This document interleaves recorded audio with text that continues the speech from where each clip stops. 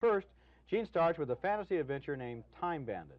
Time Bandits is a new comic film created by a couple of members of the Monty Python English comedy group. It's a wildly uneven film, long, boring stretches mixed with some truly funny special effects. The premise of the story is charming. A group of dwarves who used to work for God have stolen his map that shows where there are holes in time and space in the universe. And this gang of little people decides to use the map for a masterful crime wave in which they're going to travel through time, drop in on famous historical characters, and swipe important relics from the likes of Robin Hood and Napoleon. Great idea. The movie starts with a marvelous scene, any kid's fantasy. The little boy is in bed for the night when all of a sudden, well, take a look. Turn that light off. It is off.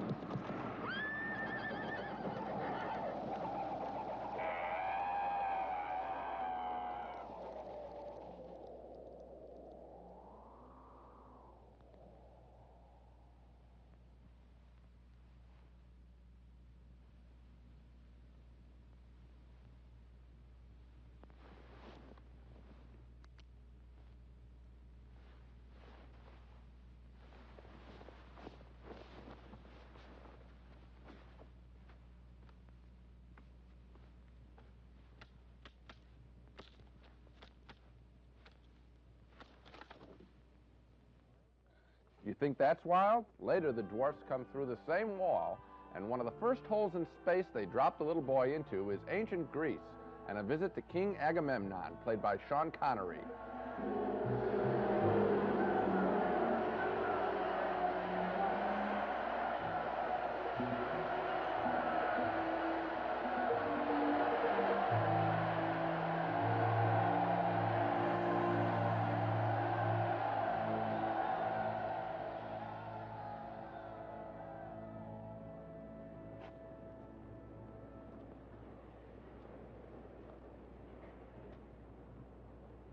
You saved my life, remember? The enemy of the people is dead!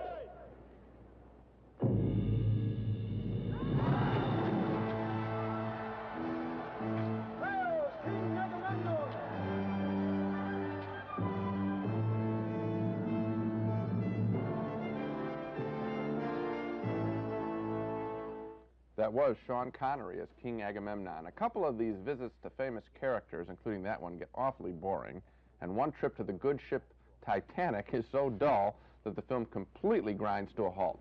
But then the film turns itself around with a scene like this one, where the little boy and the dwarves do battle with an evil genius, a devil character played by David Warner. He wants God's map of the time holes, too. Now, this may be the ultimate rescue scene.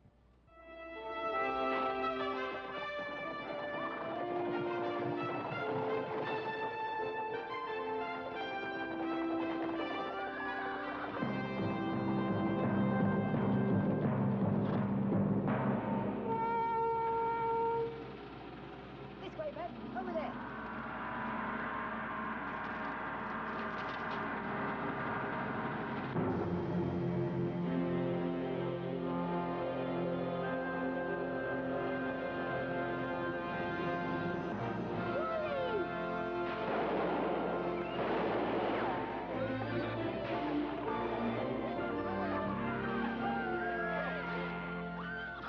Where's the trouble, Sonny? Oh, man.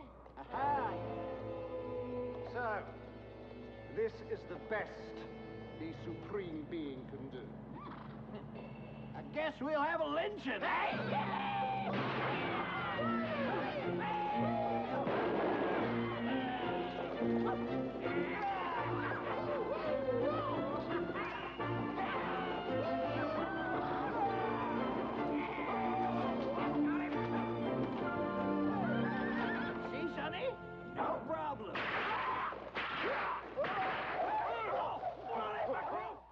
that seems a lot of fun, and there are other choice moments in the picture, too.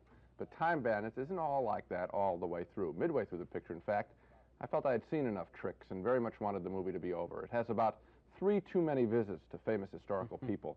That's why I really can't recommend Time Bandits as much as though I did enjoy a couple of its scenes. In fact, I think the 2 best are the ones we showed you. I think I enjoyed it a little bit more than you did, at least enough to recommend it, although I also did not think it was a great film. I think my expectations must have been very great when I walked in with this cast and with the Monty Python people And who that were first behind it. scene. And the wonderful first scene.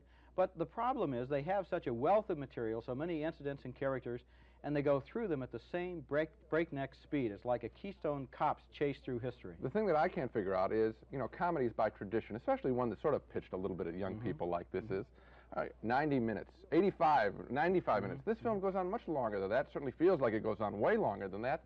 To what end? I don't get it. As I said, I liked it more than you did. I wonder whether children might not enjoy it more than we did, because it is endlessly inventive, and it does put this kid in the middle of all these grown-up situations where King Agamemnon and Robin Hood are talking to him and putting him up on their horse and things like that. That's fun for a kid to identify with. I suppose so. And another thing, the set decoration, the costume, the whole art direction of this film makes it really look like a terrific film. Yeah, but the adults that are sitting there are going to be bored intermittently and regularly. So, yes and no. Okay. A split decision on Time Bandits. Roger found it a delightful adventure film. I saw some dull patches. He votes yes. I reluctantly vote no.